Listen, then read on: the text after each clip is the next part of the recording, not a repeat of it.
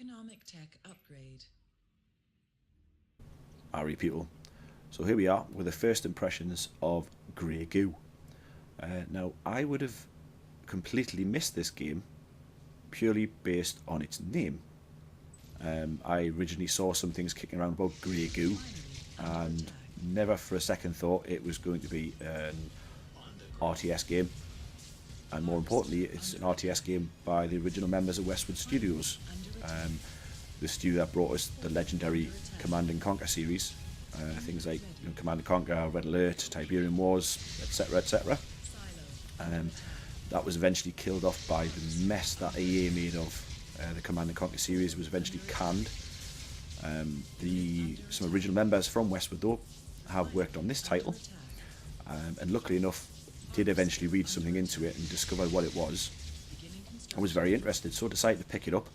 It came out just recently on Steam, like a full release title, and initially really enjoying it. Anyone that's played Command and Conquer in the past will feel at home with this straight away. Same basic formula, resources dotted around the map, mine the resources to expand your base, research tech, build units. There's 3 races to choose from. You've got the Beta, which are a humanoid alien race.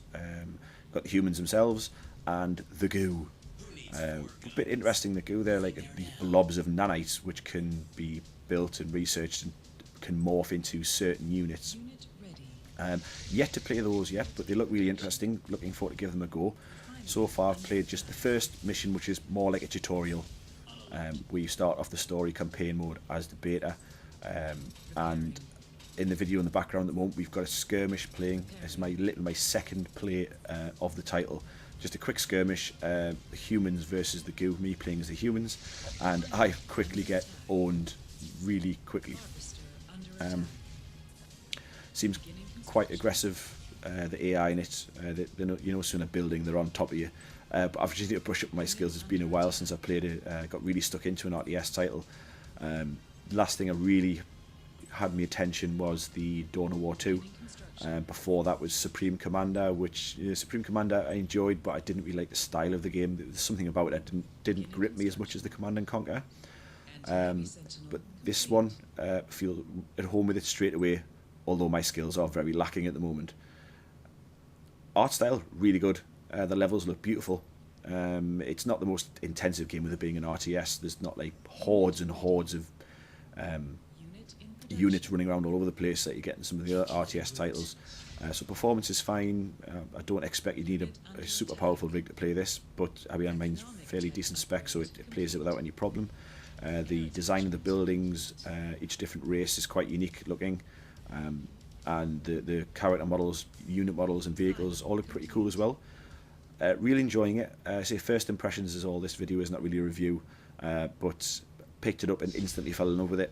I'm going to give it a good blast, kept my skills up to date because they're lacking, but that's from what I've played so far. If you like Command and Conquer, any of the previous titles from the Command and Conquer series, you will pretty much be sure of enjoying this one. I'm yet to really get a good feel for it, but it's not too bad. The learning curve's just the same as any Command and Conquer. Yeah, that's my observation so far. First impressions are great. I'm hoping it really grows on me more than it already has. And if you like Command and Conquer and you really want an RTS that feels part of the Command and Conquer genre, then pick this up. It's really good. Hopefully I'll get a more extended video up with a bit more in detail review, and we can see how it goes. Hope you enjoyed it. Any comments, leave one. Thanks for watching.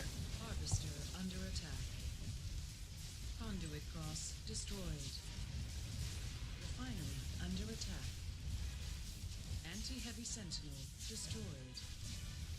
Conduit cross destroyed. Refinery under attack. Anti-heavy sentinel destroyed.